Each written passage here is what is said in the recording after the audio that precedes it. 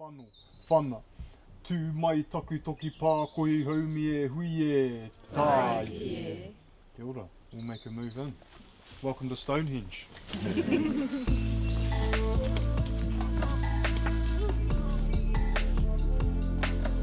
So kia ora everyone, and welcome on our Hikoi, on our journey onto the Maungatapu.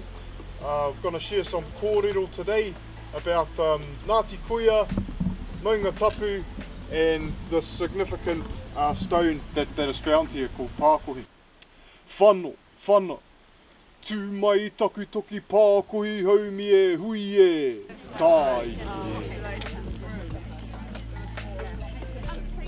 I spoke about, just touched on the significance of the stone and that it was only found in a particular area, and that area is Te Rohi Pakohe, the Nelson Marlborough mineral belts. Oh, wow.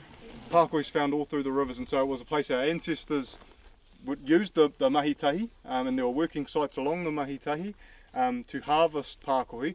But in modern times, in our cultural revitalisation, we use the river as a to gather the resource for revitalisation of traditional practices around pakohe, but also contemporary carving and using.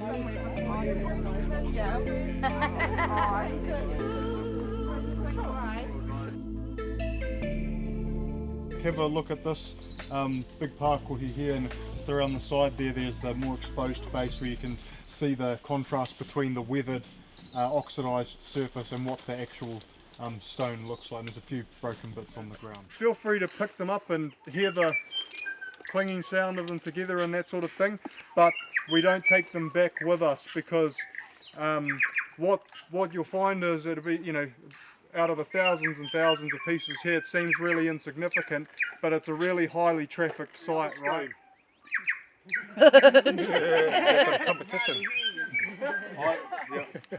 I agree about it. So early on, they reckon that it was theorised that the pool here was dug in order to collect water, so for the working of the pakohe, and so they presumed that they lit fires on the face of those big boulders. There's more around there. They lit fires and then threw water onto the stone, causing it to fracture and break.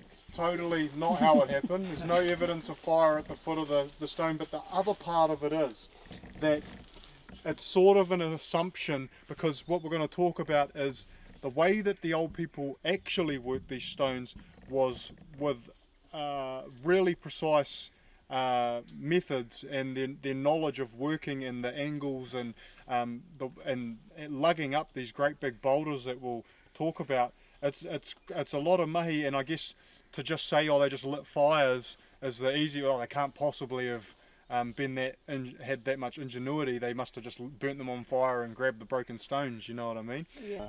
Within the first generation of people, between 10 to 40, 50 years, they had climbed and not only found them, but done that process of figuring out the properties of the stone, which is just amazing. And not only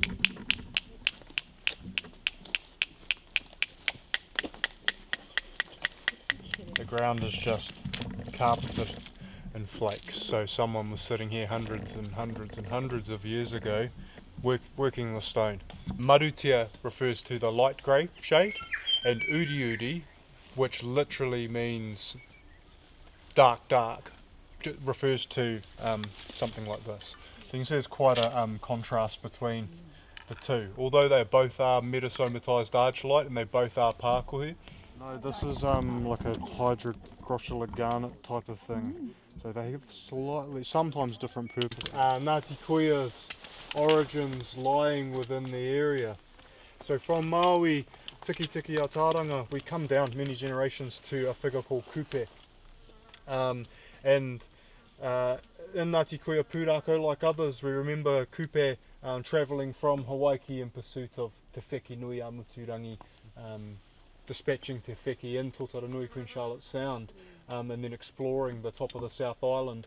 And there are more places named after Kupe and his actions in the top of the South Island than anywhere else in the country. So it just goes to show the significance of our whakapapa tu kupe as well.